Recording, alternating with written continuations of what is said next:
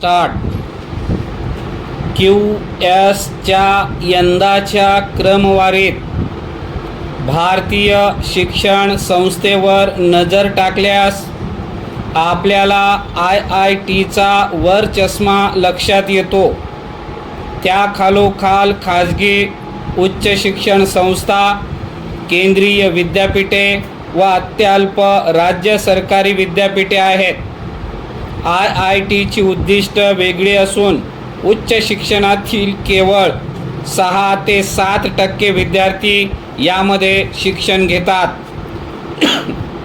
त्यावर आपल्या देशातील उच्च शिक्षणाच्या अर्थसंकल्पातील सुमारे 80% रक्कम खर्च केली जाते. खाजगी विद्यापीठाची उद्दिष्टही भिन्नच आहेत. अशा सर्व उच्च शिक्षण संस्थांचे मूल्यमापन आणि मानांकन एकाच पद्धतीने करणे योग्य नाही. परिच्छेद. QS क्रमवारीत 168 वर्षे जुने असलेले मुंबई विद्यापीठ जागतिक क्रमवारीत 664व्या स्थानी, तर 75 वर्ष आयुर्मान असलेले सावित्रीबाई फुले पुणे विद्यापीठ 566व्या स्थानी आहेत. ही दोन्ही राज्य विद्यापीठ आहेत.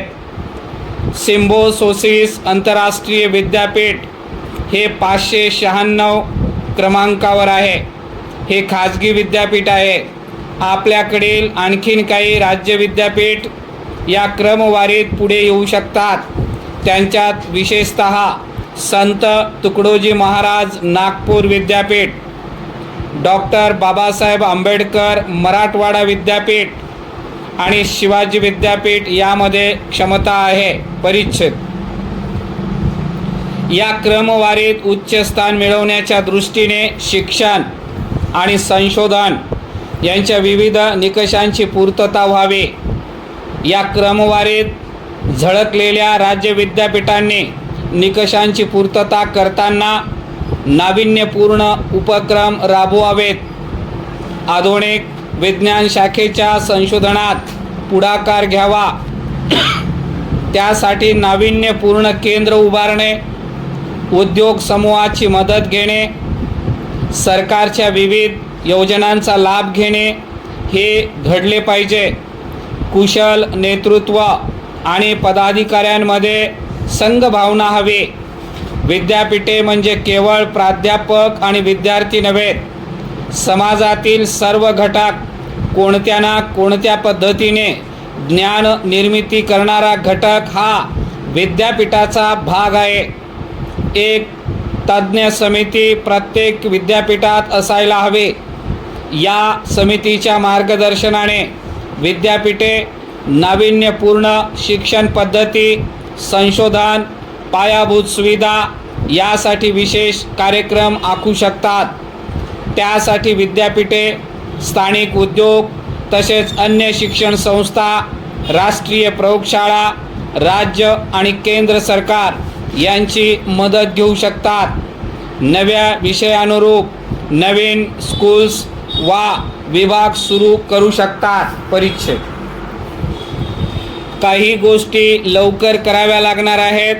सर्वात महत्त्वाचे म्हणजे बऱ्याच दिवसांची रखडलेली प्राध्यापक भरती प्रक्रिया ताबडतोब पूर्ण करायला हवी. सर्व अधिकाऱ्यांची निवड, माजी विद्यार्थी संघटना, प्लेसमेंट सेल आणि कॉर्पोरेट रिलेशन्स सेल, विद्यापीठाचे संकेतस्थळ, NAAC परीक्षण इत्यादी गोष्टीवर लक्ष द्यावयास हवे.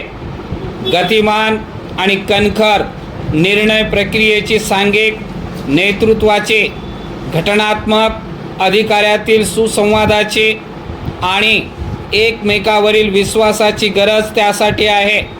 आंतरराष्ट्रीय विद्यापीठ राज्यात येत आहे. परिच्छेद. या पार्श्वभूमीवर सरकारने राज्य विद्यापीठामधील पायाभूत सुविधा वाढवण्यावर लक्ष केंद्रित करायला हवे. या सुविधा नुसत्याच वाढून चालणार नाही, तर त्या आकर्षकही असल्या पाहिजेत. परिच्छेद.